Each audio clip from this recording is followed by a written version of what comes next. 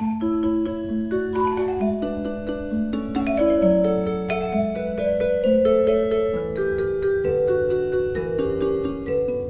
to the garden. Today I'm going to be doing some maintenance on my snake plants.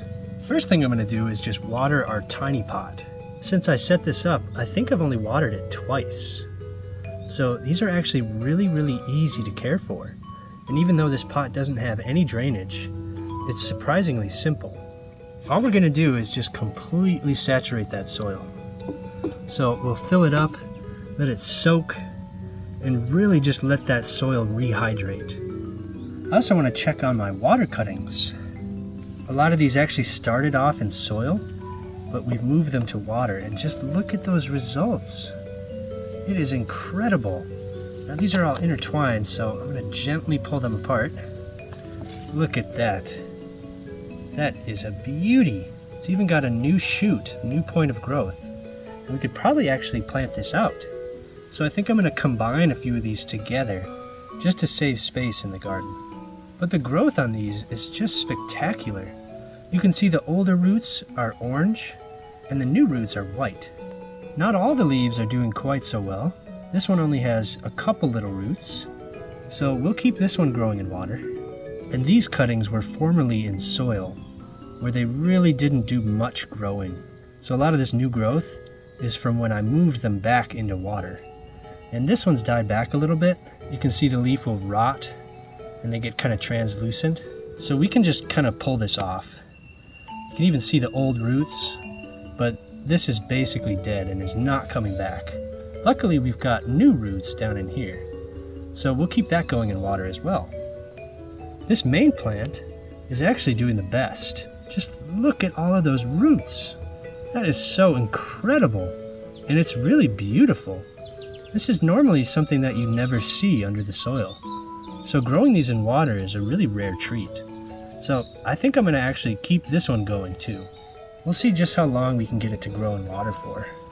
So now this has sat and soaked up that water for a couple minutes, and I actually think it needs a little bit more. So I'm going to give it another little drink, and then we'll let that soak in as well. And if there's any extra, in about 10 minutes we can pour that off. Then we don't want to water this again until it completely dries out. We're also going to be transplanting this entire container. I want to give it something a little more decorative. So I've picked out this yellow pot. It's a nice glazed container. And it's got a really beautiful bright color. So we'll start by just dumping out this entire planter. It's actually got a decent set of roots. So we're going to need to remove a little bit of this soil. We're actually kind of down potting it in size. But snake plant don't need a lot of space, so it's going to do just fine. If you want it to be really gentle here, you could actually pre-saturate the soil and completely soak it.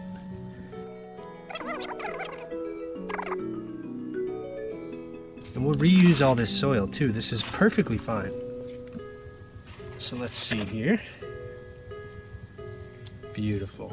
And before we add our soil, I'm also going to add this little bonus leaf from our water cuttings. So I'll kind of dig a little hole for it. I'm putting it here on the empty side of the container so that it's a little bit more balanced. And now we can just backfill over top. I'm holding the leaves together this whole time until we can water it in. That'll really settle in all that soil. And now we can simply just water it in.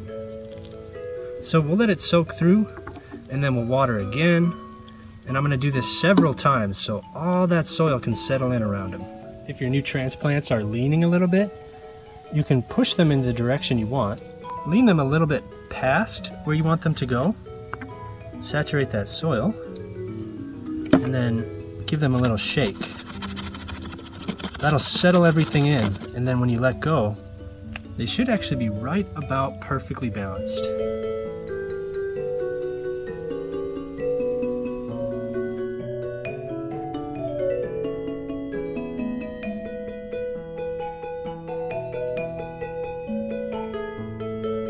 There's one more trick I like to use with a rubber band, and binding them together is going to help them support each other, and it'll get them acclimated to their new position. Just make sure to give these plenty of sun and they should strengthen up.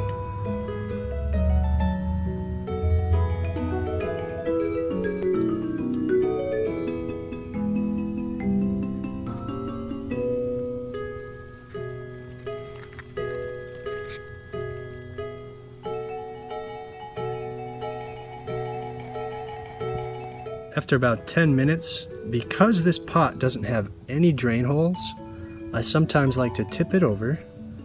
You can hold the plant in place if you like, and just get rid of any excess moisture. My favorite snake plant is still this little guy in the middle. I just love this plant. I love this little overhanging piece. I mean, just look at the shapes there. We might actually transplant that someday, but we're gonna leave it for now. But this container is really thick and full. It's pretty amazing how much this has grown. Take a look at this clip from last year.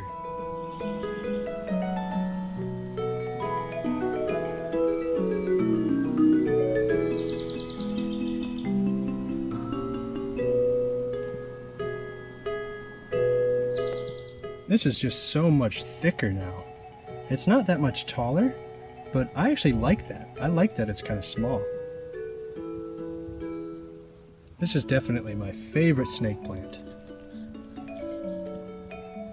There's one more thing I'm going to do just to improve the look of our containers, and that is switching out the basins.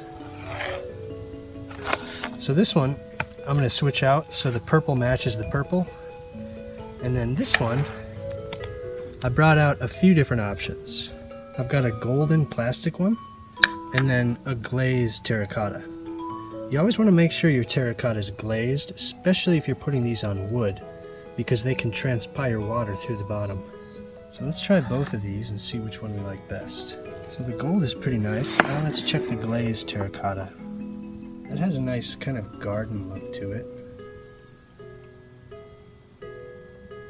So yeah, I think I'm actually going to go with the glazed terracotta. I think that looks really nice.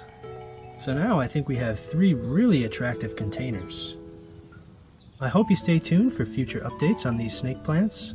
Thank you all so much for watching, and we'll see you next time.